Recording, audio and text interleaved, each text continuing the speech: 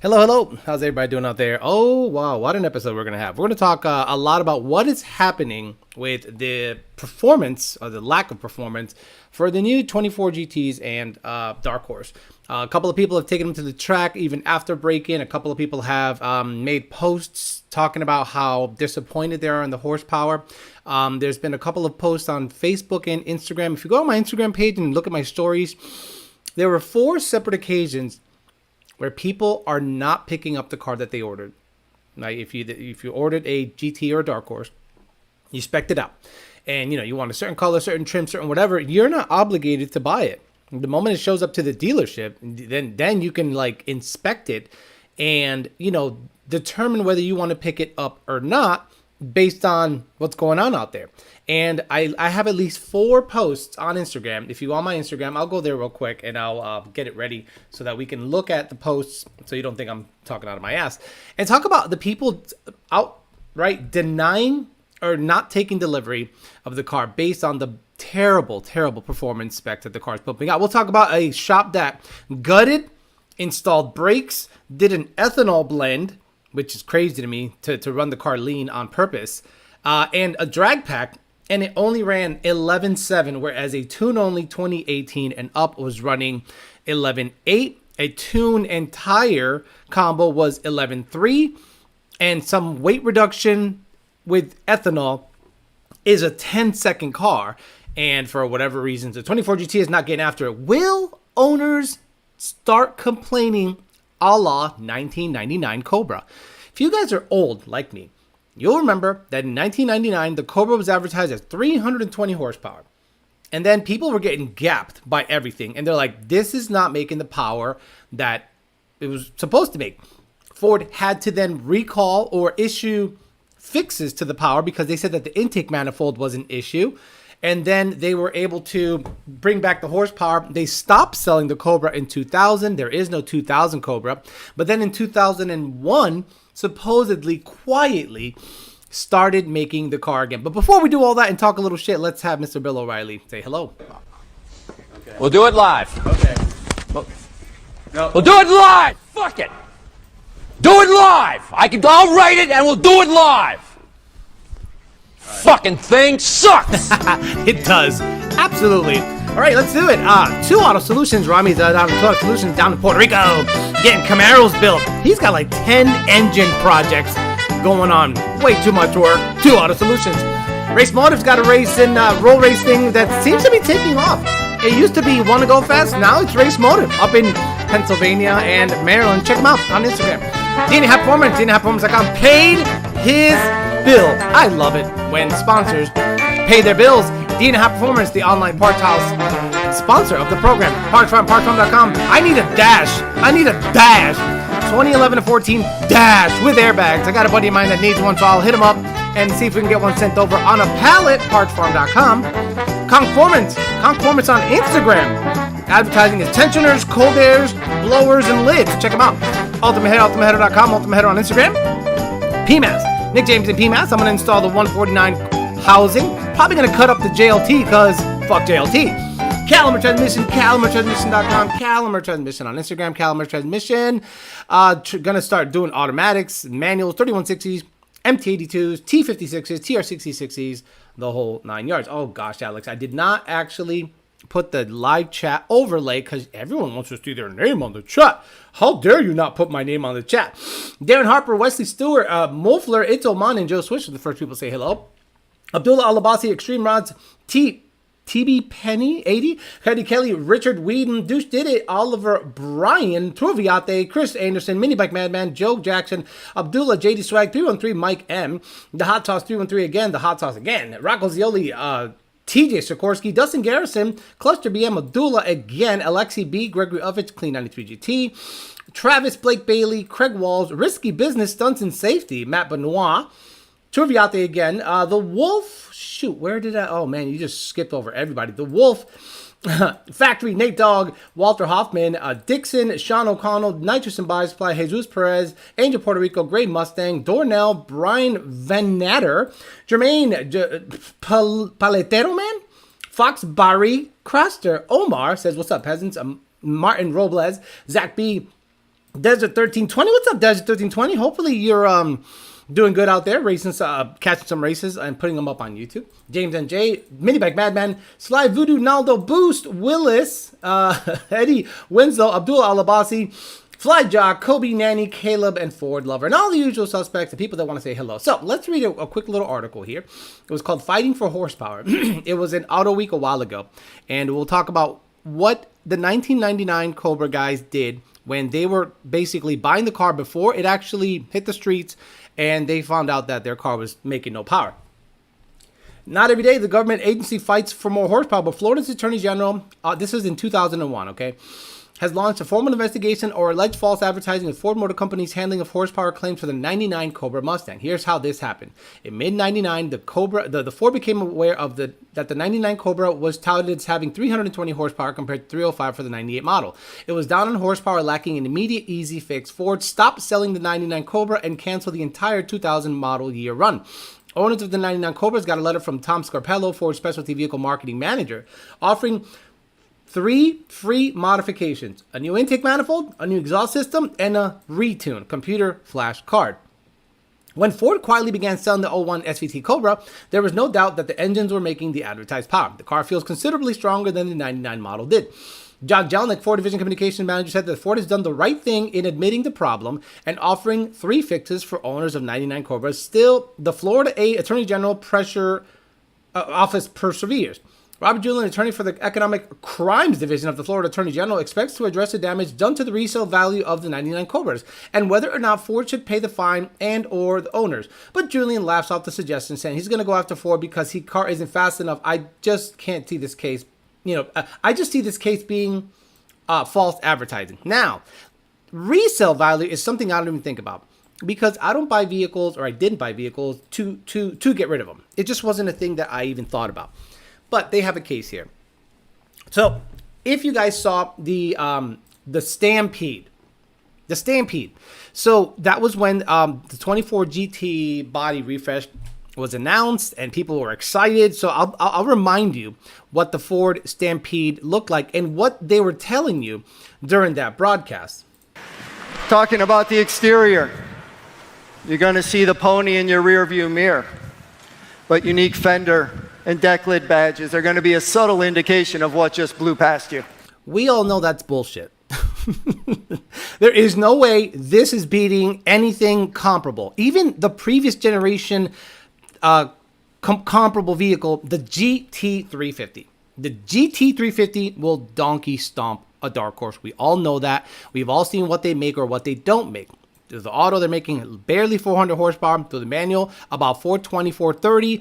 And depending on how happy the dyno is, maybe it'll touch 440. People are out there putting ethanol blends. People are out there doing anything possible in order to bring the horsepower back on this car. And it is looking like a very, a futile effort to bring it all back. At the time, Bud Moment says the Stampede was awesome. And everybody was, just like everyone else that argued, nobody cares. Nobody cares about straight line stuff. Straight line stuff is not that big of a deal. Actually, it's a huge deal. Straight line stuff is the most that people do. But all of a sudden, people started, making fun of the fact that I'm only talking about drag racing and straight line performance. Meanwhile, that's what everyone does. Everyone pretty much goes out there, does straight line stuff. If someone says that the stream popped out, OBS is having an issue, of course. So OBS is the streaming software that I use to basically, stream this situation. So I'm going to keep going because the replay will still show. So I'm going to go to my profile on Instagram and check out what's happening there. So if you go to my story, let me pause it. Okay, let me pause it. So the story here is this. That right here, if you go to my spawn display capture. So a lot of people started posting that car running 11.7, the new GT supposedly running 11.7. And I'm like, okay, cool. It ran 11.7. Then what? Then what? What happens after it runs 11.7? When in 2018, I have a screenshot of VMP Performance, tune only, running 11.6 at 121. And then if you look at my next story, let me see, is there another story? The next story shows a tune only tire 2018 running 11.3 at 123. Then we talk about the people that started denying the delivery of the vehicle. So let's go back and pause it. Guy named Larry Melton. My car arrived today after a 5-month wait. Unfortunately, this car was built before they worked out all the fitment issues. Blend date? I think he meant build date. I rejected the car due to these issues. The good news is there's several 23 Mach 1s out there marked down $4,000. It's pushed the price at about this GT. So look at the panel gap. So the panel gap was no good. Again, UAW, awesome work with UAW stuff. And this guy is selling his Dark Horse. Then this guy broke his Dark Horse in for many miles. It still didn't do shit. This one ran 12.5 at the track, and I made fun of that. A guy named Anthony Barranco said he rented an S650 and was getting gapped by everything. So you're going to start seeing a lot of people really complain at the fact that this thing is not performing like it should. So that begs the question, is anyone going to take it to the next level? Like, is anyone going to take it to the next level? Like, is anyone going to actually say, I might have to sue Ford for false advertising? The stuff that we saw on the Stampede was absolute trash. There is no way that this thing is actually performing like the Stampede told me it was going to perform. Did you guys think this was going to perform better? Did you know what it was going to weigh? So we'll talk about that a little bit. Are you impressed by a car that runs 11.7? Like, are you impressed? A car that runs 11.7, gutted, brakes, aftermarket brakes, drag pack, and ethanol blend, and totally just weight reduced like an MF.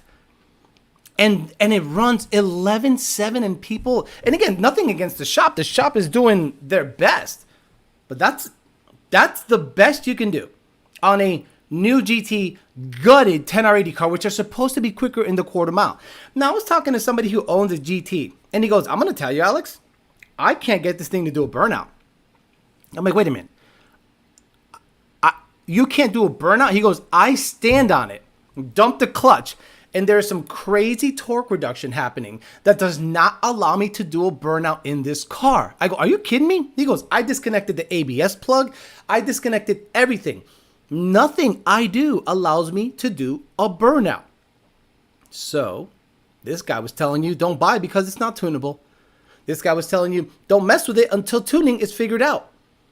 People are out there paying $50,000 plus for a base GT, $70,000 before markup, $80,000 to $90,000 after markup for a Dark Horse, and have a car that is not tunable and running slower than the previous generation was running stock.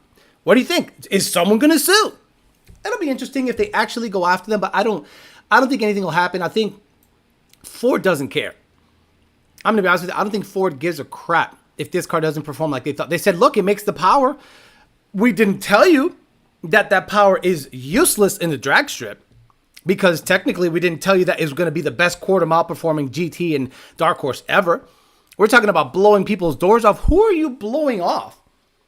Whose doors are you blowing off with a Dark Horse? If a comparable 350 or worked up GT from the previous generation 1 year before can donkey stomp it. I'm blown away about the people that used to make fun of me saying that you know what the hell you're talking about. I'm not buying anything unless it's tunable. Once we figured out that it wasn't tunable, there's no reason to buy this thing. There's no reason to buy this thing. It's not tunable. When it's tunable, we'll see if there's any meat on the bone. It's heavier. It's slower than the previous generation. Official dud. Will someone do something about it? Like, is someone, and the dealers are, could you imagine paying $90,000 for a Dark Horse and you get beat by a Mach 1? You get beat by a regular GT with a tune. You get beat by a 350 stock. Unreal. Unfreaking real. Someone says, and it costs considerably more for your tablets and goes slower. Gutted, weight reduction, drag brakes, runs high 11s. That sounds like an F body to me. I think the S650 motor is identical to a Gen 3. Just twin intakes. Imagine buying a new vehicle and gutting it, but you can drift it with a drift stick. Dean Simmons says, I don't understand how Ford has great engine and decent chassis, yet instead of making legitimate power improvements, they focus on adding screens and 100 plus pounds for $20,000 more. Can't you run 12.5 in a stock stick Gen 1? That's crazy. Exactly. There was a guy who had a black Gen 1. I remember. He stuck a drag pack in it. And I'm saying it was a base Gen 1. And if I'm not mistaken, that was a low 12, high 11 second car stick. In 2011. I am blown away that this new Mustang. Well, look, are you really surprised though? Let's be honest. Let's have a conversation. Are you really surprised? Ford started saying they're built Ford proud. Ford started rainbow wrapping their Raptors. Ford started talking about drifting. That's not racing. Drifting's not racing. I'm sorry. I don't know. I don't know what planet you guys are from. Drifting is not racing. The guy that gets to the finish line first does not win. It's the guy that twirls the most. It's like figure skating. That's literally what they equate it to. It's like figure skating. And I'm like, so it's gay. So, fine. Ford, in the Stampede, the guy was like, these guys lived at the track. Which track? Willow Springs? The Nürburgring? Their Detroit test track? Not the straight line. The thing that 90% of people do in Mustangs. They didn't even bother to optimize. The most powerful Coyote ever. Also the heaviest Mustang since... Actually, the heaviest Mustang ever. The GT500... Boy, I don't know. How much is a GT500 weight-wise versus like a Dark Horse? And then they're going to come out with a Cobra and talk about 850 horsepower, but it weighs 4,150 or 4,000 pounds. Like, nobody cares. It's so dumb. Alex, put the 350 and R's back on the radar past the Black R yesterday. Yes, a GT 350R is badass. My wife's S3 Audi daily driver will gap it by over a second. That confirms Ford doesn't test their products. Bruh, go to the drag strip and make sure it's faster than the previous generation. That is the most simple way of ensuring that this car will have the best shot possible on social media. Social media is the most powerful tool to sell vehicles. Social media thought I was an actual tuner when I was flipping my hat. Think about that. So if on social media, nobody is posting mid 11 or low 11 second ETs with a new GT or Dark Horse, there is no buzz. There's no media buzz. It's just like it's dead. Not a big deal. Everyone is posting that it's a 12.5, 12.6 car, stock. Same mode went 12.3 in a GT. So 12.3, 12.5, the heaviest and most powerful Coyote ever made, performs worse than the previous generation. And dealers have the balls to mark them up $10,000, $15,000. And you're stupid enough to buy it. So resale value is something you can sue over, which I was blown away by. Imagine going forward, going to the future, 2-3 years, and then seeing someone try to trade in a Dark Horse for a Cobra, try to trade in a GT for anything, and you paid $90,000. Now we know this car underperforms. We know this car does not run the number. We know this car is probably still not tunable in a year or two. Who knows? Maybe it will be, but let's hope it is. But if it's not, what's the car worth? If it is not performing and it is not tunable, it ain't worth shit. I would be picking up the phone and making the case that this thing is dud city. Like, absolutely dud city. Someone said, Mike, yes, someone went 12.24 last year. 12.24 sucks, bro. Stock Mustangs were going 11.7, 11.8 base model in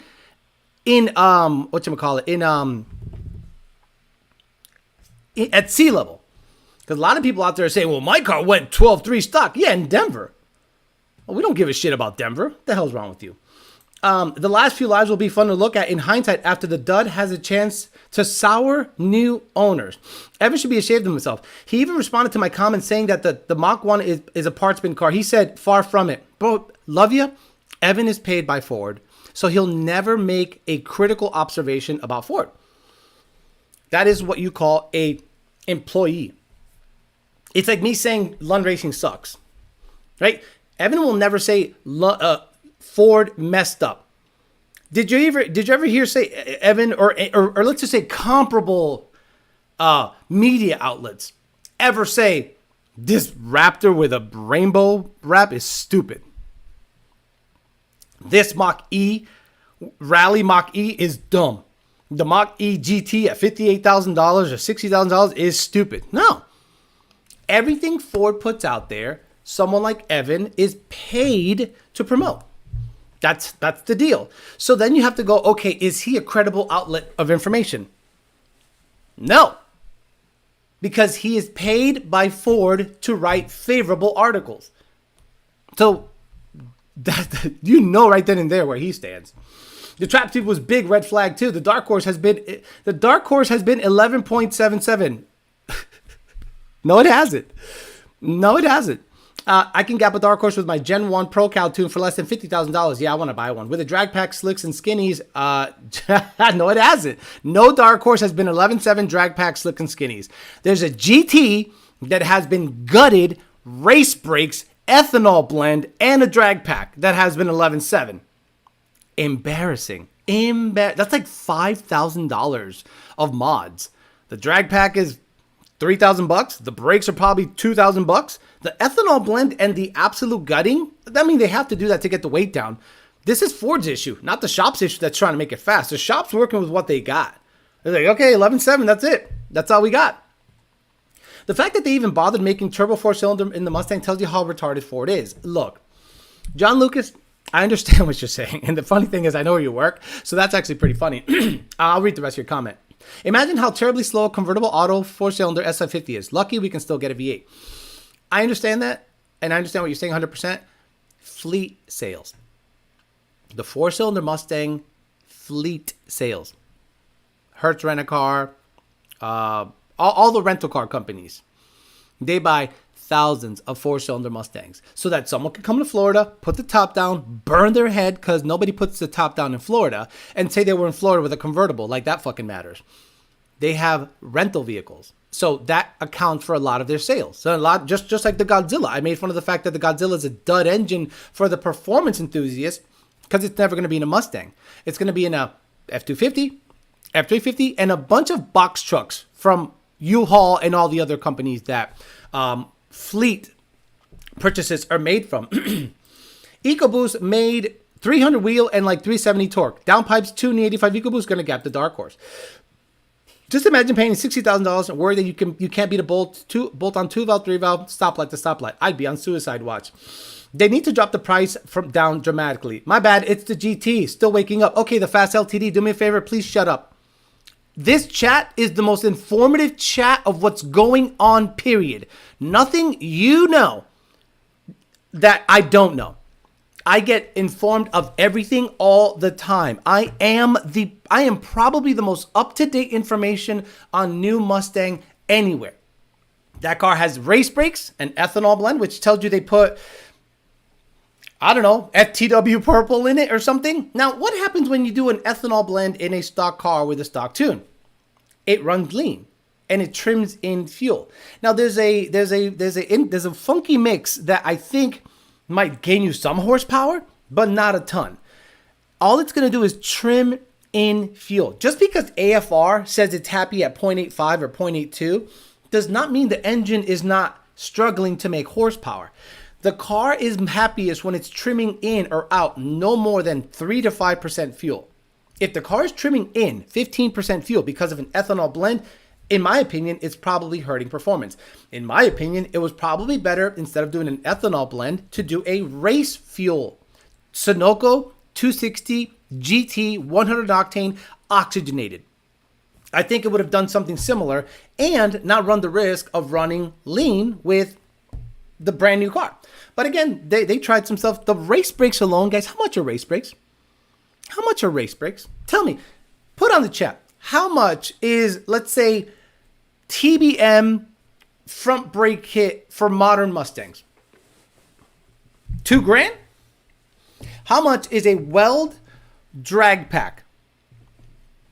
$3,000? I'm saying front, rears, drag radials, and skinnies. $3,000, right? We're talking about $3,000 or so. Then you take all the seats out.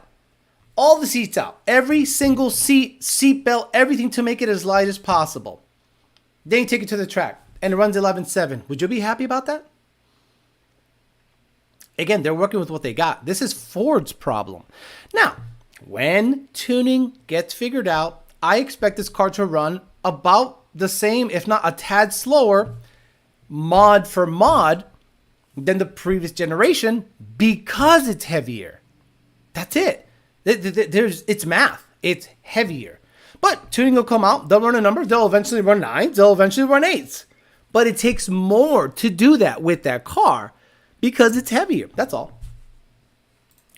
Wasn't 12 O's short belt mod 410 exhaust drive? Yes. Kenneth Phillips, a notchback in 1992. Base notch. You buy it. Drag pack. 410s. Off-road exhaust and a short belt. That's a 12-second or high 11-second car. 225 flywheel horsepower, which is about, 180, 190. Short belt, exhaust, 410s slicks. That's like a low 12-second car in 1992. So a lot of people that hear me complain, well, they're probably young guys because they're still wet behind the ears. They still think being nice to a girl is the way to go to her heart.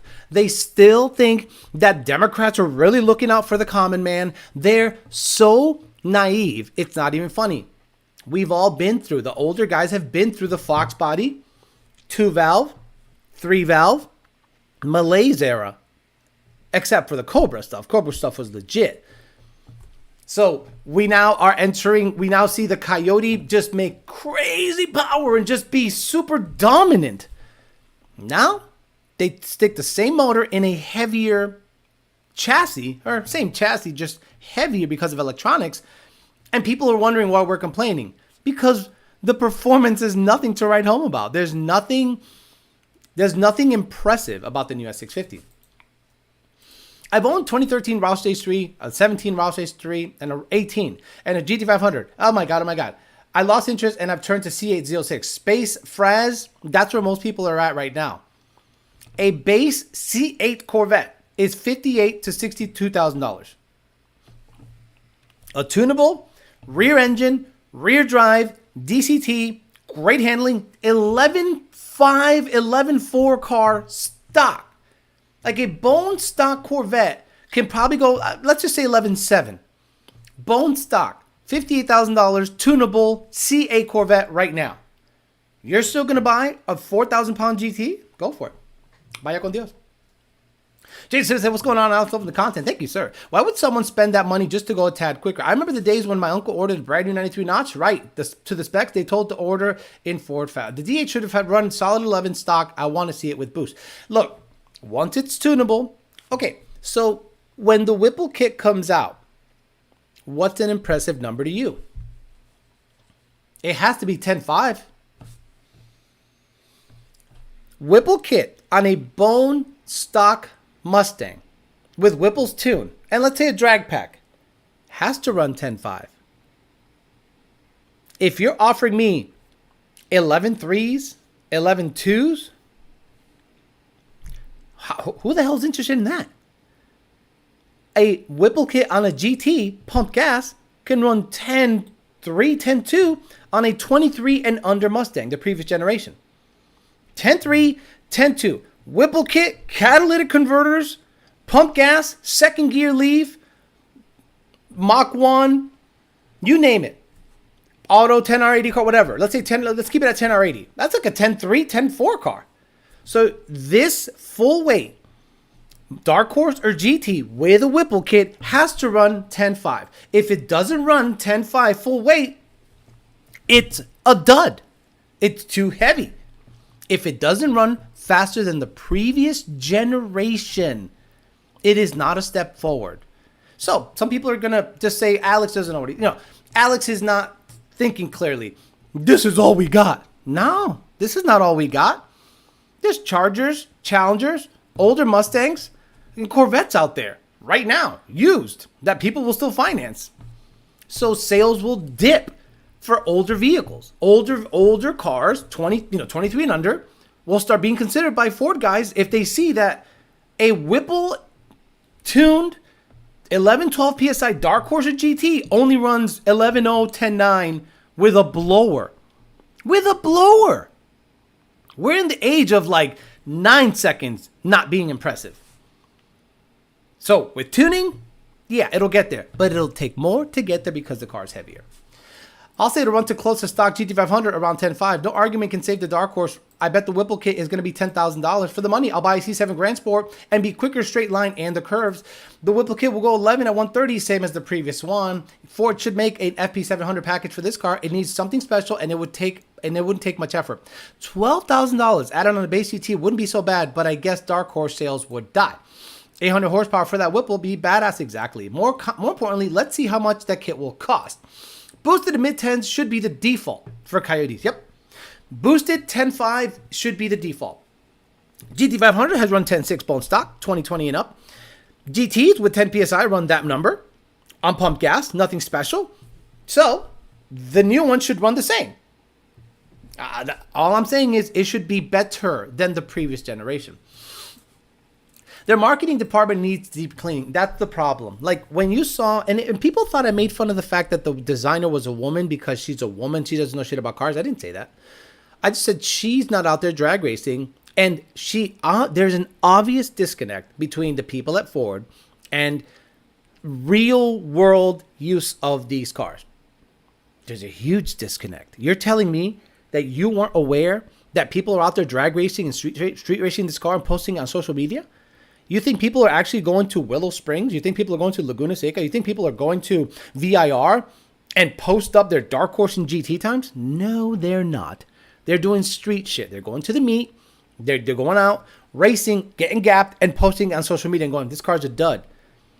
Ford, if you want to see what's actually being, with the actual usage for these cars, meaning what these cars are being used for, I understand, Ford, you want people to use these cars at VIR, at Laguna Seca, at Willow Springs, at, road race tracks. You can't force the usage of this product on a customer. You just can't. I don't care how many GT3, GT4, GT cars you have at a track. You cannot force the customer to do with the car with what you want them to do with the car. The Mustang is a straight line car based on the usage. And if you ignore that, you're literally ignoring the customer base. No one looks at a GT3 Mustang running a IMSA or whatever the hell, some kind of SCCA BS, and go, that sequential transmission, all-out race car impressed me so much that I have to buy a dark horse. Nope. They see Midnight Performance, they see Mexico Racing League, they see Aldo Weld, they see Lund Racing and other comparable shops run a number at a track or race a comparable vehicle, Scat Pack, Hellcat, Trackhawk, GT500, or even higher end vehicle, Viper, Lambo, R8, and say it keeps up or beats them. I want this car. The racing done by Ford does not affect the purchasing decision making of the customer base.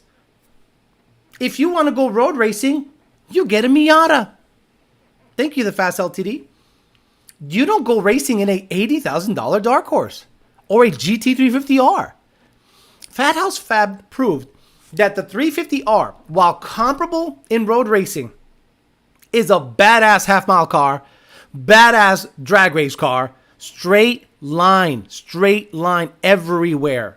GT500. Do you know of any GT500 owner except maybe 2 or 3 people on YouTube that actually road raced the thing? And the guy that road raced it said this thing ain't good for road racing because it chews up tires in 2 laps. So I understand dropout drives. We were talking about hybrid stuff. Ford would have, if Ford was in on the forums, if Ford was on Facebook, if Ford was on Instagram, if Ford was on YouTube, they would have never built a dark horse. They just would not have. They would have said, shit, we need something light, torquey, and it has to run like a 10-second NA quarter mile with a warranty. And it has to have, a tall gear for in case they want to roll race. Imagine if Ford would have come out with a lightweight Mustang that runs 10s in the quarter mile and roll races just as good. You would have paid $70,000 gladly. If a Gen 4 manifold will fit a Gen 3, why not run a Gen 5 18 to 23 Whipple and keep the mono twin blade are a lot cheaper than 10 to 14K for the new Whipple? Glass roof Coyote, that's what aftermarket tuning is for. I said in the last episode, Whipple has to play within the confines of emissions standards. And if Ford has some kind of special software that forces them to use two cold airs because of the twin MAF sensor situation, and let's just say there's custom code in there that dictates throttle angle based on the airflow coming across both mass airflow sensors, then Whipple has to stay in that sandbox and play within that sandbox. Now, aftermarket tuning is responsible for making anything else work. We talked about DI delete. We talked about other things. So imagine if you can delete the absolute stupid looking twin cold air on 24 and up Mustangs, and you could put an old Gen 5 Whipple kit on the car with a 132 elliptical, and custom tuning can figure that out. That'd be a winner. But we don't have access because Ford doesn't talk to the people that make their car desirable. Ford, your car is not desirable stock. Let's talk to the executives. Let's talk to Ford Performance directly. Let's talk to the people, the engineers, the people that build this car. The car you build is not what's selling out there. The car that people like us tune is what's selling this car. So you not talking to tuners to make this car better is to your detriment. This car will not sell well. It'll be made fun of. It'll be getting gapped. It'll be targeted by manufacturers. I'm sorry, by the competitors, Dodge, Chevy alike. And they'll have a field day stomping the S650.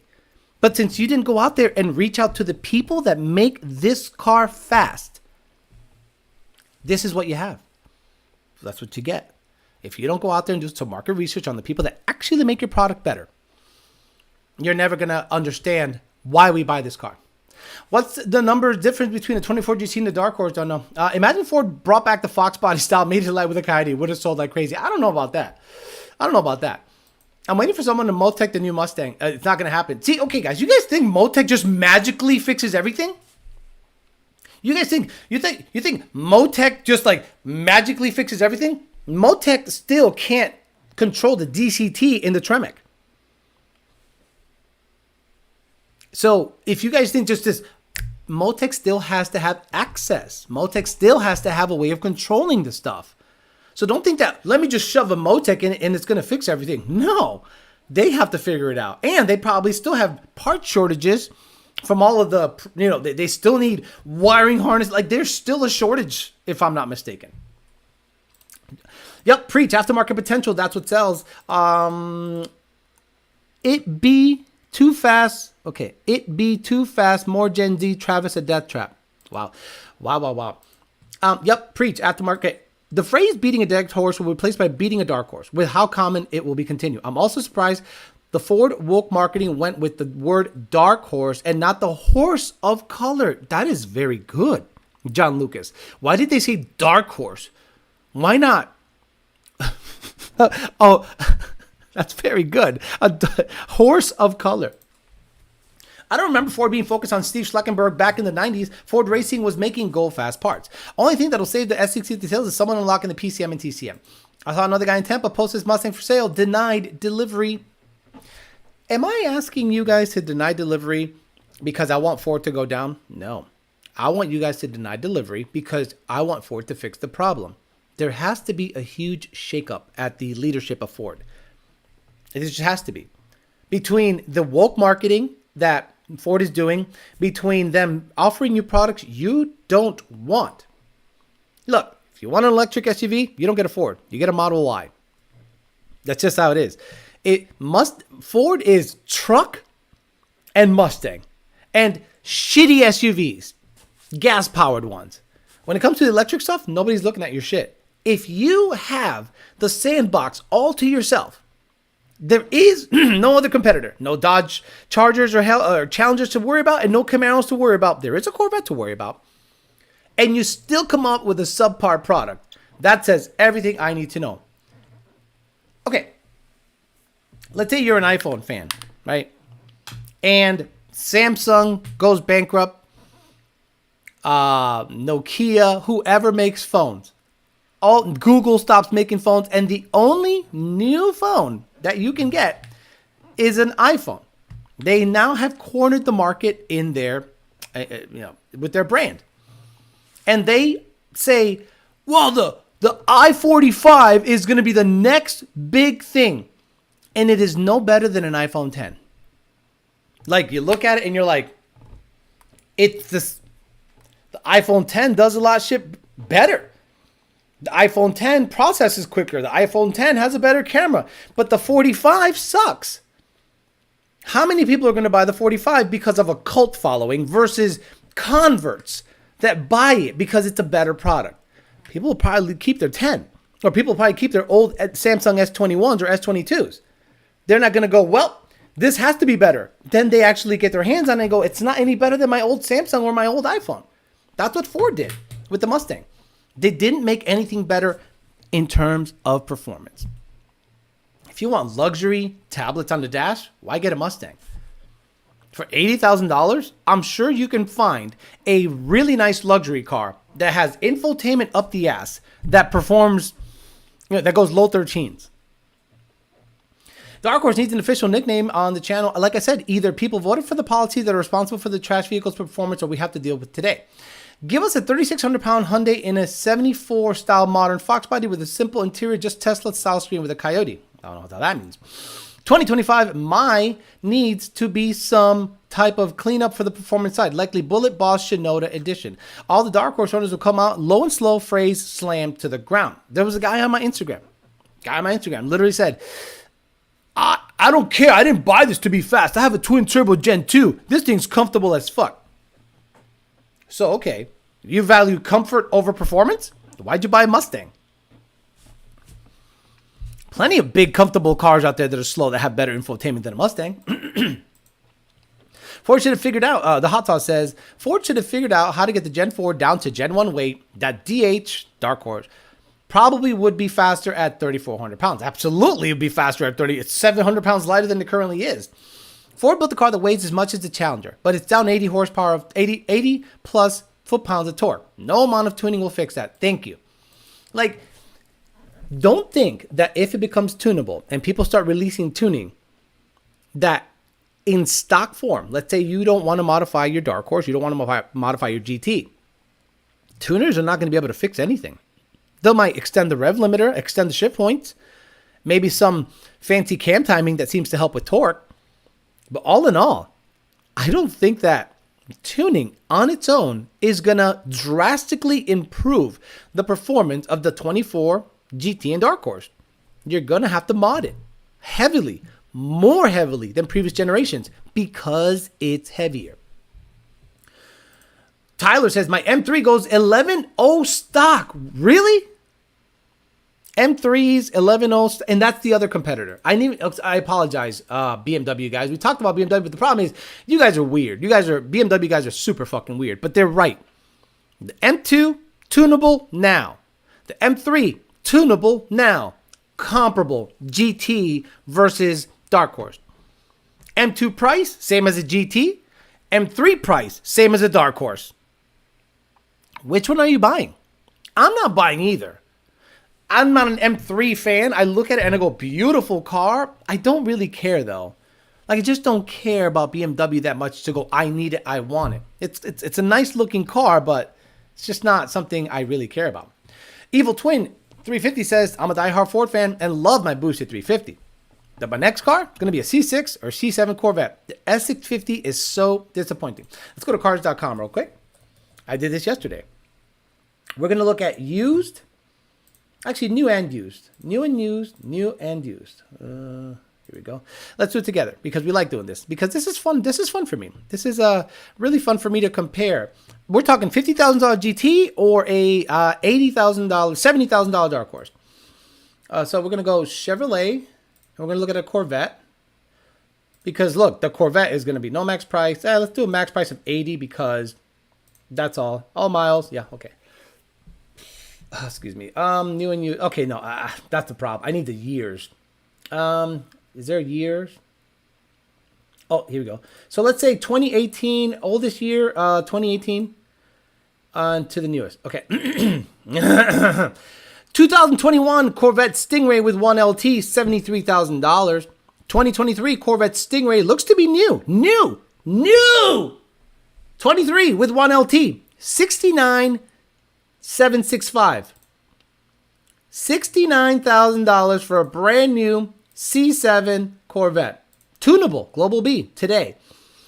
23 1LT, $66,000. New, $66,000. Used Stingray, $50,000. 22 Stingray with 1LT, $76,000. And you get my drift. 19 Stingray. Guys, there are Corvettes that are tunable today. C7, C8, right now. Grand Sport, the nice appearance package, $74,000. That you can either buy a dark horse marked up or a C8 or high-end C7. Please tell me, if you're not a Ford nut hugger, which one is the better performance value? It's not even close. Like, it's not even close. I found a boosted C7 for less. I was going to say quite a few BMWs can run a decent number. I'm mad I didn't buy EPA C6 before he sold it. There are two LMNOP models named with BMW. Exactly. More Coyote swaps and carburetors are the future. I guess at this point, it'll be sticking with the 350 till I die. Also, diehard Ford fan says Mercury Motorsports, and I'll keep my 350R forever. But I was talking with a friend, for dark horse money, I'd take a C601 or a 6th Gen ZL1 1LE over the dark horse. I would say my Corvette is not like a... My Corvette is not something I can get $75,000 for. I might be able to get $65,000 for. I'd sell it for $65,000, but it has 50,000 miles. It's got high miles. I drove that bitch yesterday for about 60 miles. I went Jupiter, West Palm, Delray, and back. Bitch is bad, bro. And I came across some Scat Pack piece of junk and just gave it a third gear pull and it was done. Bro, that on pump gas. Not race gas, nothing crazy. That thing is bad. Yes, I didn't want to look into Camaro stuff too much because we already talked about that before. I can't give my money to government motors. Hey, okay, Bobby, you're already doing it with Ford. Ford got a $9 billion loan. Let's really decompile that. Do you think Ford needed $9 billion for a battery plant? $9 billion in subsidies and loans. And that doesn't mean they have to pay it back. Like, sometimes when they give you a loan, it's really a handout. So the government gave Ford $9 billion, Bobby, to build a electric battery plant somewhere. That is government motors. Ford is government motors, just like General Motors is.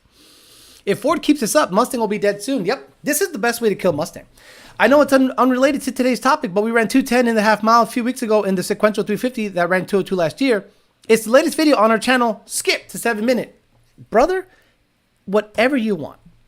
You're one of those guys that I will absolutely showcase what you guys got going on, because you guys are good people. I like you guys. Fat House, let's go to the 7 minute mark. Whoa, Jesus, sounds pretty serious. Where is it? Latest video, play all popular. Oh, well, videos. Okay, Fat House Performance, 16R twin turbo, 1600R twin turbo, 7 minute mark. 7 minute mark. 7 minute, no. Oh, here we go. Okay.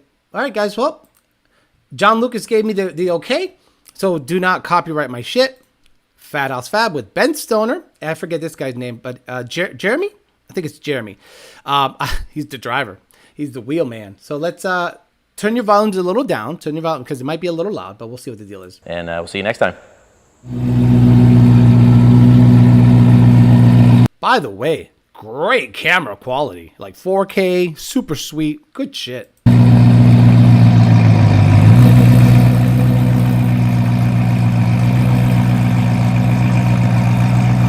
Who's the chick, son? Oh, she ain't got no ass. It's all good. I still smash.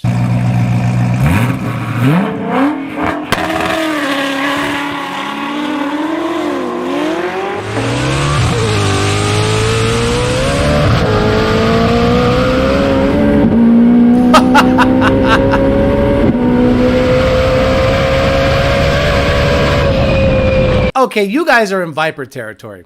Like, you understand that Fat House has gotten their car to Viper territory. I'm sorry, I'm watching that shit again.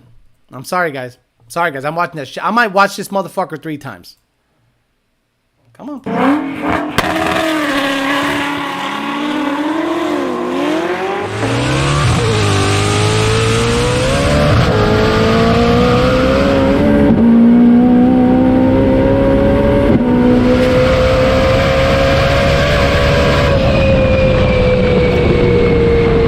Like, guys, it's here.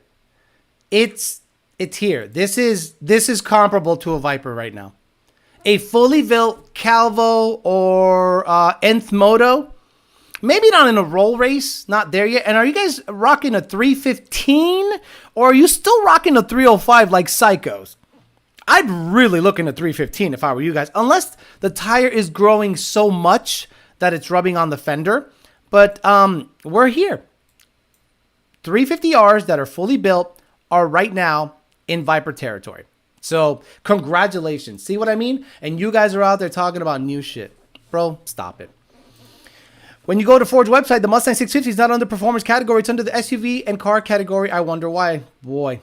Yeah, blew my load when I saw this. God damn, that Voodoo is daddy. Sounds so good. Stock crank, if I'm not mistaken. John Lucas, tell me it's a stock crank. That's a 315? Good for you. And John Lucas, let's kill a rumor. Do your builds use the stock crank? Yes or no? I'm thinking yes. Voodoo is badass stuff. JD Strike's badass. Speechless. Stock crank Predator 5.2 block is a bad build. Hey, I wanted to ask, thank you for showing us the M609 short block you got it, Zach Sanders. Damn. Oh my God. Good Lord King Daddy shit. We are knocking on 200 with the 502. The video before that one, 325s in the front for sure. No, not 325. John Lucas, we're all moist, says Mercury Motorsports. So, 315 tire probably has a stock Voodoo crank. Remember, the engineer told me to my face, if you put a Whipple on this thing, the crank's gonna fly off the shit. These guys are putting 30 plus PSI, probably 40 plus PSI through that crank. Spinning at 84 plus 100 RPM. Stock crank. Do not believe anything any engineers fucking tell you about anything that they make. Because when it comes to real world use, they don't test it like we do and people like Fat House do. If you would have told an engineer, can I modify a 6R80 so much so that it'll take about 1,500, 1,600 horsepower? Oh no, thing can explode.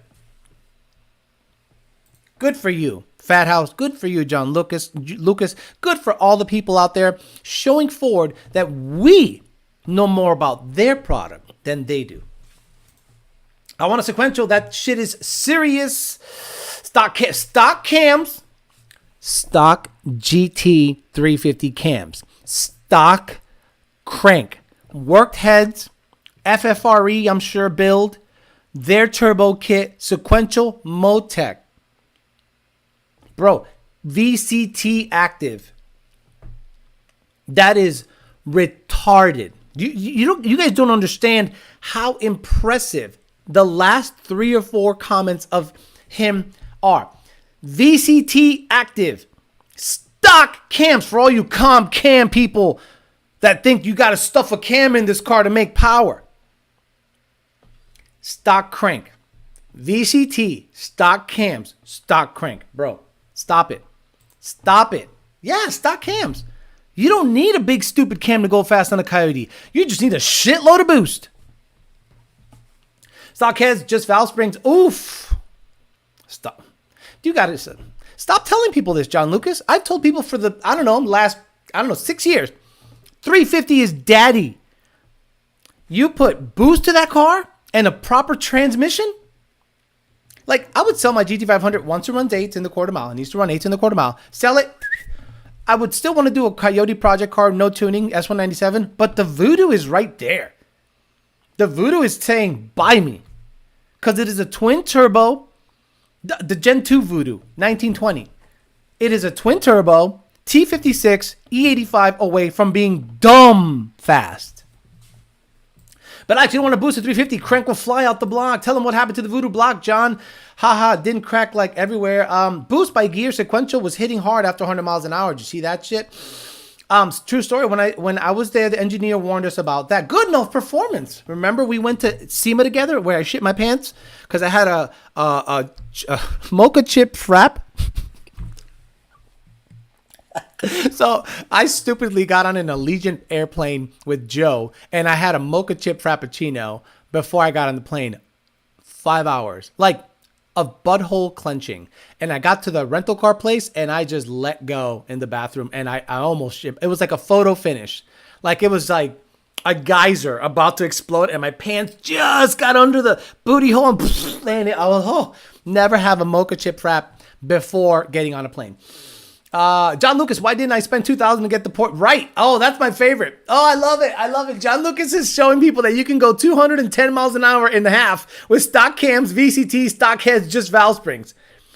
And the porting guys are losing their minds. Well, you got to port those heads, bro. What are you doing? You got to port those heads. No, you don't. You just got to shove a shitload of boost and fuel in this car. Good for you, John Lucas. Thank you for being on and dispelling all these dumb myths that people put out there. You only need cams for Gen 1 to go over 7,300. You're wrong about that too. I know why my T56 boosted 350 dominates almost everything I race. Exactly. Best value proposition Mustang at this time. I've seen the light. Exactly. Trying to talk my grandpa into an ESS kit on his 350. Good old Circus Circus portables too. Oh, we stayed at the Circus Circus. You want to be treated like your company cares about your experience. Let them book you at this motherfucker. The Circus Circus Hotel in Las Vegas. Hey, where are we staying? The Bellagio? Nah. The Circus Circus. Excuse me, what? Why did the Circus Circus Casino? Yeah. And we didn't stay here, right? And we didn't stay here. We stayed like way the fuck over there by the mountain range. Joe and I walked for 7 miles to our room where there was a heroin addict shooting up at the hallway. Let me see the overhead view. Yeah, we were like way the fuck over here somewhere. Remember, Joe? We walked. And then we tried to go to a In-N-Out Burger and it was like 17 miles away. We stupidly walked there. Bro, unreal. Good stuff. Oh my God. The Taurus would gap the 99 Cobra. You're not wrong. What's going on? This thing looks like it's frozen. Sponsors. Let's get the sponsors back up. Bedbug. Oh, dude, that Circus Circus was such a shit show. 350 is not. Why weren't 350s on your radar before? Are you guys psycho? Did you guys think that the 350 GT350 was no good? This channel has told you it's been the best platform out there to build. 350 stock, a 19 to 20 350 with a twin turbo kit, E85 and a T56. You're not getting beat by much. I mean, and if you do get beat, it's by fully built somethings. I'm blown away by that. Let's go to Fat House Fab's GT500. Let's see if the GT500 set almost went 200 miles an hour. So let's see about that. Twin turbo, play out videos. The one before that, fastest stick shift Coyote runs 8s. No, I'm trying to see the. Oh, here we go. So they got a GT500 that ran. Oh, it's a 1400R package. Again, I still think 350 is badass. 350 is more badass in my opinion, but Fat House Fab does their thing. So this one 195. Let's get to it. Let's just get right to the meat of it. Here we go. So GT500 built by Fat House Fab, 1400R, stock trans stuff. Like they don't have access to nobody has access to DCT stuff. Oh my God, I'm sorry guys. Guys, turn it way down. Let me go way down. Holy crap, I almost killed my ears.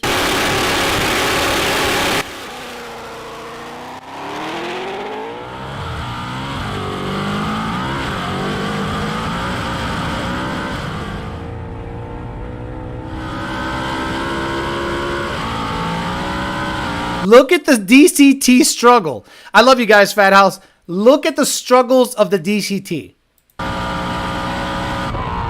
This is great. This is such a good video to show you how much the DCT struggles. Oh my God, what is, come on guys, Jesus Christ. Okay, pay really close attention. Traction control is active. Listen to the DCT, try to find a gear.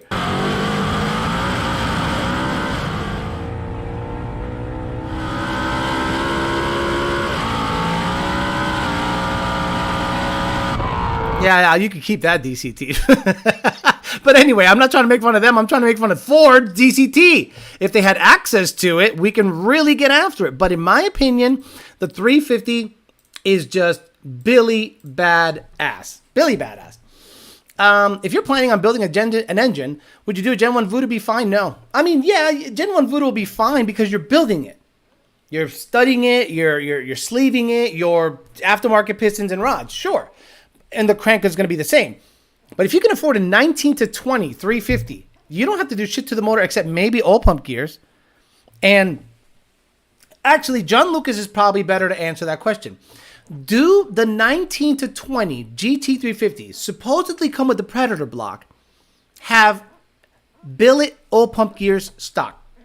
I know the GT500 does, but I don't know that the 19 to 20 Voodoos do. I don't know that. Yeah, the DCT was not happy. DCT is screaming. Just watch the RPM. Exactly. So all you got to know is that the DCT ain't it. The DCT ain't it.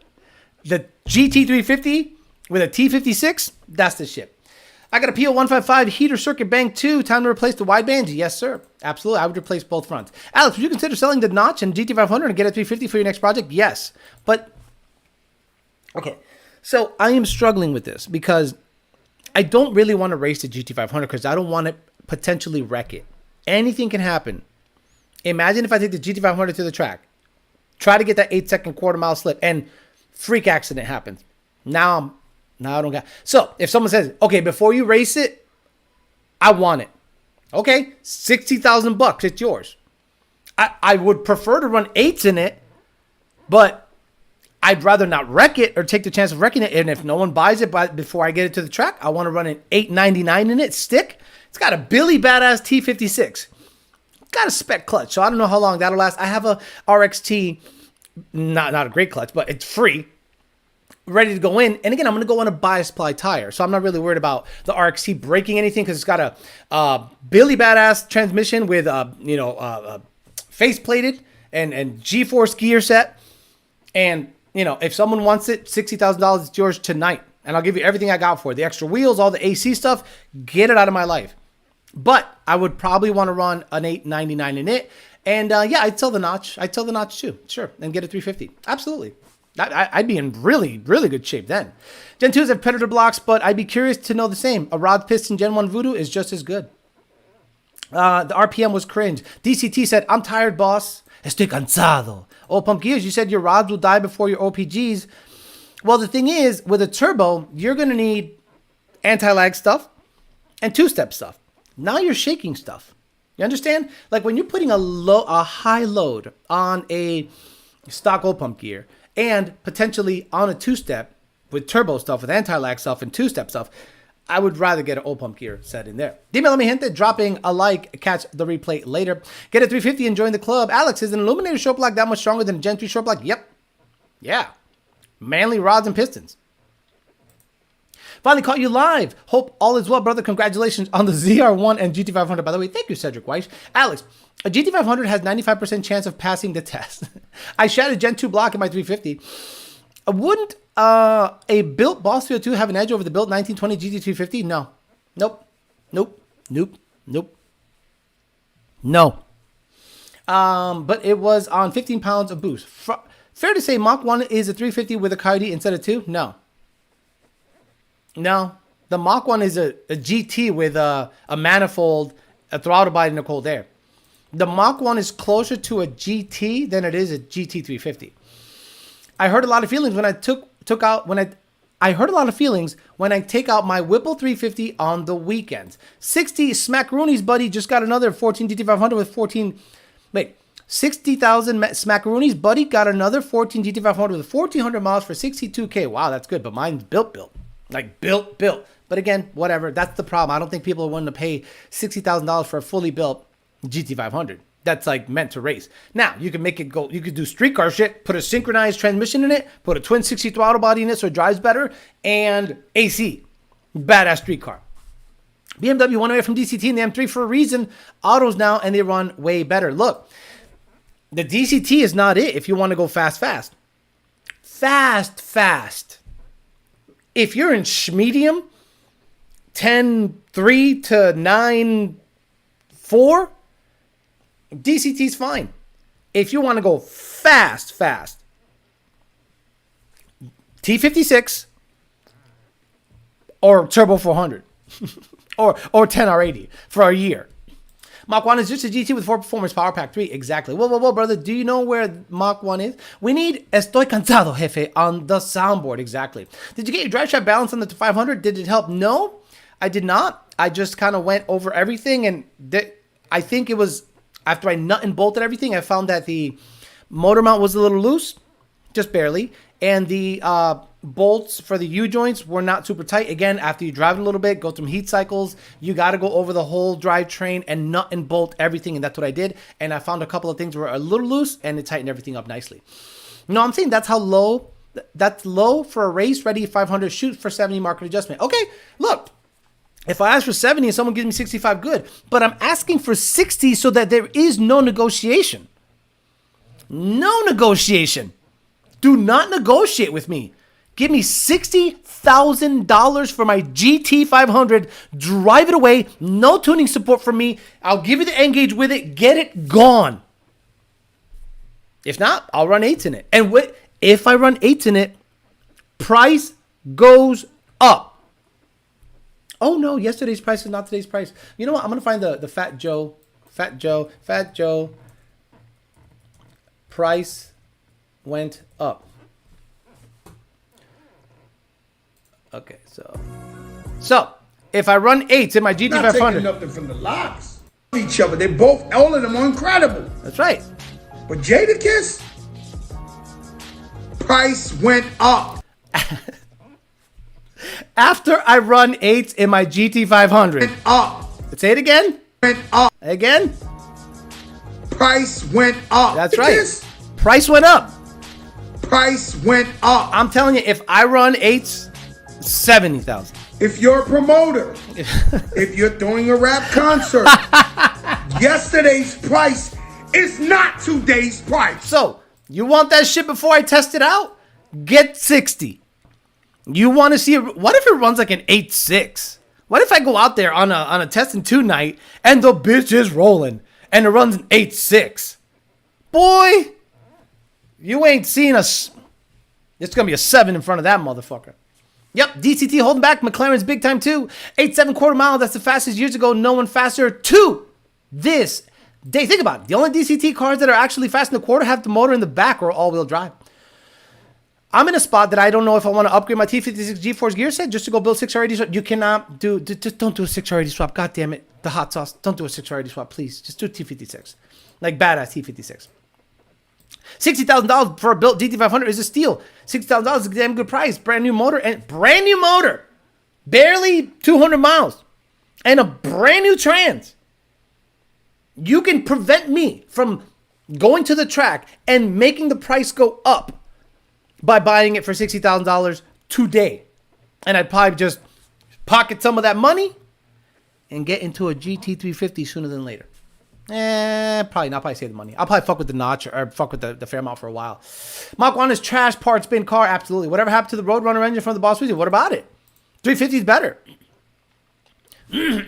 Gen 2 350 is better.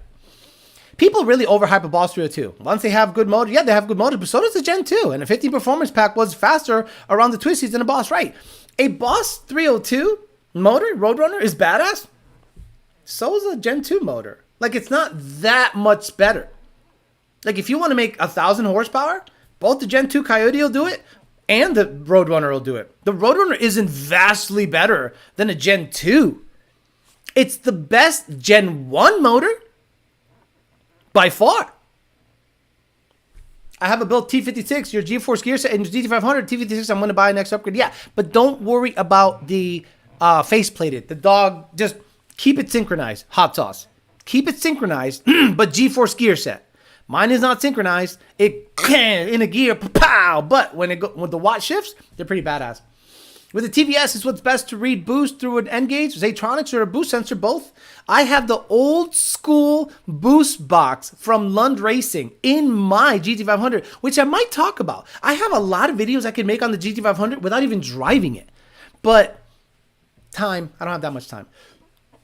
How much for the notch? $8,000, it's yours, and it needs work. It needs a bunch of little doohickeys and knickknacks.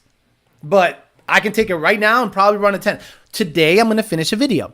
I installed slicks on it, 305 SS's, 3005 or 3055S. The stiff wall, 2810-515 Mickey Thompson slicks. I installed them. They're on the car right now. I'm going to go out there and do 0 to 60 and 60-foot hits on a draggy, so I'm not breaking the law. Well, I'm technically breaking the law, but I'm not speeding so fast that it's stupid. I'm going to draggy 0 to 60 and 60 foot to see if it's good and it's happy, and then take it to the track, tow it to the track, and see if I can run a 10-second quarter mile in it. I'm not going to do too many upgrades. I'm going to need a overflow can for the radiator. That's it. Or send it to a wall, end up at a co-part. Exactly. I don't want to. That's what I don't want to do. DCTs and turbo Lambos blow up DCTs all the time. Just don't hear about it because that's not sexy for advertising. Big money, big money. I have boost block also, just not accurate. Yeah, it's what are you gonna do? Doesn't the Roadrunner just have the Boss intake, better rods and pistons, and CNC'd heads that don't flow that much more than Gen 2 heads? Any tips on why 10-speed kind of launches forward when in and out of drive? No. Look, there's nothing special about the suspension, okay? It's got Maximum Motorsports lowers, Maximum Motorsports lowers and relocation boxes, UPR upper and UPR upper bracket. It's got an aftermarket K member, probably Team Z, and it's got coilovers in the front with limiters. That's it. That's it. Buddy Witt built the 302 between that and your black car, made me sell my Nitrous 80 Camaro and buy a Gen 1. Badass. Give it the notch away. Damn. What do you want me to do? You want me to ask $12,000 for a car that is carbureted and it needs a bunch of little things. It's a project car. Right now, it doesn't need anything if I just want to drive it. It needs power steering. It doesn't have power steering. It just has the bypassed, and I'm just cranking it, and it blows up when it blows up. But it can probably run a 10-second quarter mile tonight. So, asking $12K, and then what's going to happen if I ask $12K? You're going to get under it and start nitpicking everything. And negotiate me down to about $8K. So I say $8K, don't nitpick shit. GT500, $60K. Never go to a track. 12-to-1 compression motor. ID 1700s. It's going to have the Whipple on it, not the TVS, because the TVS is seniors, unless I buy them out. Badass T56. I'll give you the extra clutch. I'll give you the extra wheels. Everything I got for the GT500 is yours. Vaya con Dios. $60,000. If I get it to a track and it runs 8s, it's going to be a 7 in front of that bitch. Favorite Gen Coyote engine? The Roadrunner.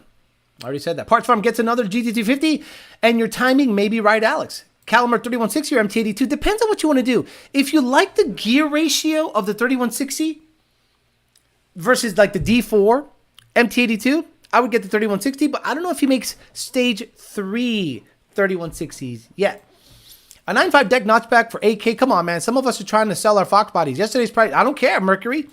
I don't want anyone to come to my house and start telling me about, well, it's not numbers matching. The paint is different here than over there. That's what every asshole does. 12K. So then they got 12K in their pocket. They come over and they literally go, oh, the paint's flaking here. Looks like the cowl went. The cowl's bent. $8,000. Get it out of my life. Will Stock 680 handle 600 horsepower reliably? Yes, sir. It does on Roush Stage 3s. It'll do it on regular. 8,000 and never talk to me again. I wonder if that's something I'll need to upgrade next for my 350 after the Twin 62s is the 1700s. Probably. 8K and the notch was never Alex's. Exactly. These are 2000-ish Vipers and the 50s. Rest in peace S650. I don't like those Vipers though. I don't like the '06 Vipers, but some of you do. And some of you can afford a $50,000 Viper and you can get it financed via Condeos. Calamar does have a stage 3 3160, then I'd get that. Because the stock 3160 isn't that great and can't hold the power. But if Ben Calamar has like aftermarket G-Force gear sets for the 3160, that's the one to get because the gear ratio is nice. The feel is nice. It's probably a really good transmission. No one remembers the Fox was a parts farm car. Exactly. The parts farm got it and they were about to piece it out. And I said, I want it as is. I bought it cash. I put $2,000 or so into it to clean up the engine bay, to get the carburetor running good, to get it running better. I did a lot of work, got relocated MSD, relocated the battery back to the front. It still has an aftermarket nitrous fuel system. So guys, 8K and it's gone. 2000 MCR. What do you think about the new 6.8 liter Mustang? I think Ford should introduce it. Because if it makes more torque than the Coyote, it might get this heavy ass pig of a S650 out of the hole. Imagine that. It needs torque now to get out of the hole because Ford added 100 plus pounds to it. Stop it. Everybody's broke right now. I can't even sell my Cobra Jet manifold for $1,200 or my spare set of 350 Brembos. With the Fox, yesterday's price is today's price. So yeah, that's the way to do it. What do we got here? Oh Jesus, why did this thing just wig the hell out? Good morning, Alex. This is Adrian 50. I got a Paxton A10 with a 3.3 pulley, only seeing about 10 psi. Replaced the blow-off valve with the B57. Checked it for leaks. Anything else I can do? Should be hitting more boost, right? Yeah, the 3.3 at sea level should be making close to 13 or 14 psi. So something's up. Belt slip, probably belt slip. Probably, yeah. It's got to be something restricting or a mechanical issue, not allowing it to see the proper amount of boost. Wait, there's a 6.8 Mustang? Got a 12.9 quart on my stock 10-speed. Would you consider that a good thing? No. That's really, really, really, really slow. Have had a giveaway new Z06 for sale 2 months. No takers, no money, crazy interest. Right, exactly. Alex, I upgraded my VMP Twin 69, my Odin Ford Racing CJ65. Alex, I upgraded my Twin 69 on my Odin to the Ford CJ65. What a difference in idle and response and drivability. I'm not here to upsell products. I'm here to make your cars drive the best they can. The Ford Racing Twin 65 is the best driving twin bore throttle body, period. Now, my car, it's got a Kenny Bell 168. It drives terribly, but it might make more power at wide open throttle than the comparable monoblades that are out there. But I'm never going to tell you get a Kenny Bell 168 for drivability reasons. What I'm probably going to do is buy a Ford Racing CJ65. Limit it because the car makes well over 1,000, so I don't care if I'm choking it. It actually might help me with grip on the street if I choke it down to 900 horsepower, keep the pulley set up the same through a twin 65. And the drivability will be phenomenal. That's probably the next purchase. A Cobra Jet Twin 65, or I got some other stuff I'm cooking up. You and Joe got to stay at night at the Ford headquarters. What, the Circus Circus? Yeah, exactly. They said the Dark Horse accelerates as hard as the 350. Shelby GT500. I saw that. Was that Motor Trend? Dark Horse Motor Trend. Motor Trend, you are the biggest lying sons of bitches on the planet. Let me see. Where does it say? GT500. Okay, here we go. This is the dumbest article you'll read today. And we'll end the show here. We have about 10 minutes left. We can talk about this. Every time you go to Motor Trend, remember they said this. Pros. Most powerful naturally aspirated Coyote engine. Undeniable track-ready aero handling and braking. Accelerates as hard as a GT500. Remember that, guys. When you have your Shelby GT500 next to a Dark Horse, and Motor Trend said it accelerates as hard. Cons. Feels heavy. No heads-up display. Slow screen loading after startup. In the era of last calls, disappearing V8s, and Ford multi-billion-dollar investment in electric vehicles, the Blue Oval has summoned the 24 Dark Horse. Oh my lord. Front and center, showcase just how good old-fashioned gas-fed pony cars can be. Shut up. Shut up. Where is the stupid shit? The extra 14 horses stampeding through the 10-speed automatic to the rear tire send the Dark Horse 60 miles an hour in 3.7 seconds and through the quarter in 12. Oh, that is not impressive.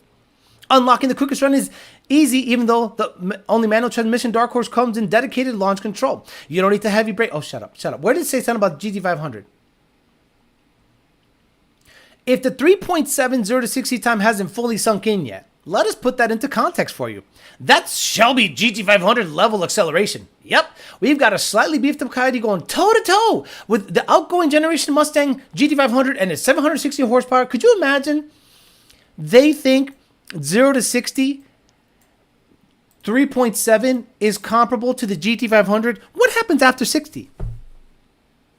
So, Dark Horse, grip, no traction control, 370 to 60. GT500, traction control, spinning the tires, and it's right there next to this Dark Horse. And the moment both of them hit 60 miles an hour, the GT500 goes, yeah, see you later. But Motor Trend makes it sound as if the Dark Horse is gonna hang in there with a GT500. Oh my God. Yeah, we already talked about it, only rears. We already talked about it at length. Fox Deposits, I'm a peasant. Can you finance for 30 years? Do you think a stock airbox could be restricting it? What the hell's happening here? Happy My 23 for $38,000, $65 on a new vehicle is nuts. Is that them calling the GT500 slow or the Dark Horse fast? Probably the first one. Motor Week just tested the new Mustang and it didn't show any quarter mile times like they typically do. Do you think that was per Ford? Motor Trend is advertising. Again, anybody that gets a paycheck from Ford cannot be listened to. They're not a credible source. Baltron Assemble, typical Motor Trend article. Have you ever heard of Johnny Lieberman speaking negatively about anything? Everything is rad and killer. Paid advertising. Ford banned reviewers from tracking the Mach 1 horsepower when it came out. Ford did too good of a job with the Mach 1 and the Dark Horse was going to be a fat turd. Motor Trend also has pronouns in their bios. Both are pigs. Why not compare 0 to 60 against the Mach E? S650 going to be fast when that dude puts a Cummins in it. Bro. Unbelievable that they're comparing the Dark Horse to the GT500. So, what did we learn in this video? Number one, you might have a case against Ford. Not necessarily the horsepower numbers, but the performance numbers. In the Stampede, when they told you this thing was going to be the best performance Mustang ever, and you are now seeing Dark Horse and GT guys struggle to get out of the 12s. And a fully gutted, ethanol blended, race brakes, drag pack Mustang runs 11.7. You might have a case that Ford falsely advertised this car, or maybe they got away with being specific on purpose. You know how people say, I don't recall? You know how people say, okay, this is how you go testify at a trial if you don't want to perjure yourself. Let's say you robbed a store and they don't have you on video, but you're accused of it. There's credible sources and eyewitnesses that said this guy stole something from the store. And they ask you directly, did you steal something from this store? You say, I don't recall. Because if you say no, the eyewitnesses might testify and you go to jail. If you say yes, you're self-incriminated. But if you don't recall, I don't remember. I don't seem to remember that event. I was on Benadryl. I was sneezing all day. I don't recall. I'm sorry. The lawyer can browbeat you all he wants. All you have to keep saying is, I don't recall. I don't recall. I don't recall is the universal, I don't know. And they can't really get after that. But Ford is now saying factually correct things and avoiding the elephant in the room. The most powerful Coyote ever. Yes.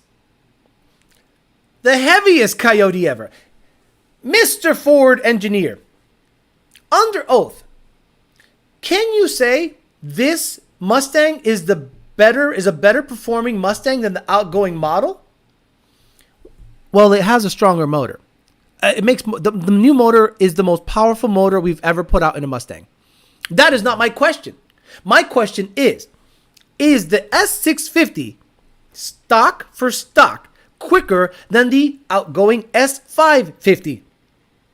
I don't recall. Excuse me, what? I don't recall. I just know that the new S650 Dark Horse version is the most powerful Coyote engine ever. Nobody asked anyone a direct question ever. Is it gonna perform better than the previous generation? Is it slower than the S550? Did you guys do any quarter mile testing? What kind of numbers are you getting 0 to 60 and quarter mile out of the thing? Because if they say 0 to 60 is quicker than the GT500, but what about after 60? What about after that? Does it do anything? It just falls on its face and it dies. So Ford probably was really smart and said, stay away from these key words. Better performing. Faster. Do not say, don't you dare go out on the Stampede and say the words faster. If you say that, you're freaking fired. So avoid these keywords. Faster. Performs better. Quicker. Don't say that. Say the most powerful Coyote ever created. And then, if you're factually correct, but that doesn't mean it's faster because the car is heavier. That Dozer shirt though, yeah, badass shit. Love the shit. I don't seem to remember Ford sucking so much. Oh, you don't remember the 2-valve days, the hot sauce. You don't remember the 3-valve days? You don't remember the 94, 95 Mustang? Hell, you don't remember from 94 to 02? Did those years just go away? You don't remember 05 to 05 to 10? You don't remember those days? I remember. Member berries. 24 GT, plead the 5th edition. Plead the 5th, exactly. But the drift brake, Johnny Cochran edition. Right. Highest stock Gen 3 10-speed dyno numbers I've seen is 421 to the wheels. I seen 440. And it ran 11.7. We ran like 1090, 1080. We ran like 1090, 1080 on a Tune E85 drag pack Mustang. Gen 3. 1089. Must have been a happy dyno. Oh shit, I noticed you're wearing a Killdozer shirt. Always. Mach 1 on track is just as fast as a 350R. That's a fact. What track? What? It's down. The Mach 1 is down 80 horse. Or 40 horse. No, it's not. The Mach 1, if it has the same suspension as a 350R, same brakes as a 350R, but it has 40 less horsepower, Mach 1, shut up. Did you drive a GT350R on the track? Yes or no? Did you get in a 350R and go around VIR and check your lap time? Or are you going by articles and what someone else did? Please stop it. Please stop it. But wait until it's tuned. I don't recall, but there is a gay rev remote. It's been a while since I caught her live. Any updates on the EPA? Have you seen the 1320 video on PFI? Ray, come on, man. That's just old. I talked about PFI stuff years ago. Only now 1320 video gets around to it. And that video is a nothing burger. No new information. No actual specific information of what's happening. I love those guys. I hope they tune forever, but those videos are just too little too late. Remember the 2011 Coyote commercial where they showed the car at the drag strip? Now they show a dark horse falling off a ramp.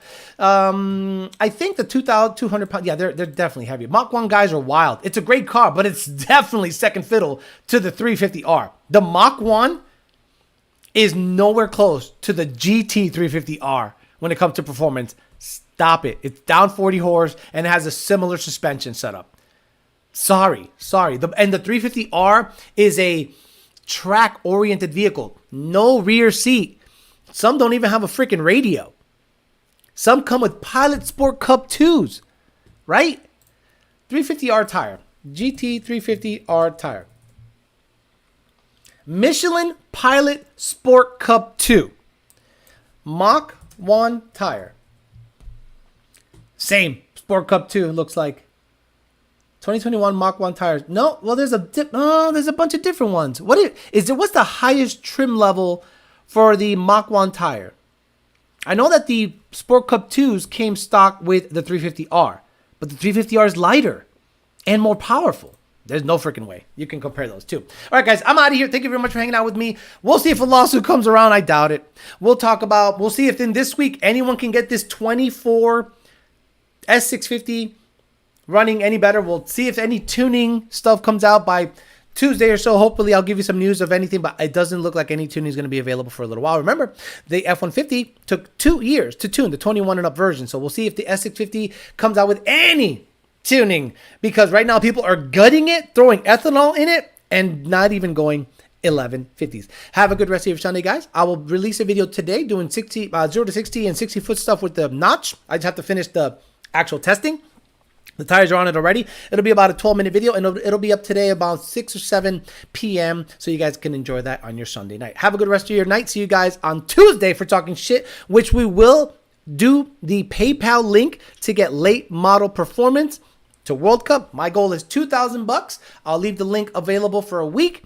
Once we hit $2,000, we'll shut it down. Or I'll just refund all your money, and we'll send that over. And you guys voted to have my big stupid face sticker, so I'm going to try to get 2 big quarter panel size stickers on order so I can send it over to Late Model Performance if we can go ahead and reach our goal of $2,000. So we'll do that Tuesday, and we'll have the link open for a week, and then we'll get them going to World Cup, and then we'll go ahead and get the stickers made so that they can put it on the car. Have a good rest of your Sunday. See you guys later.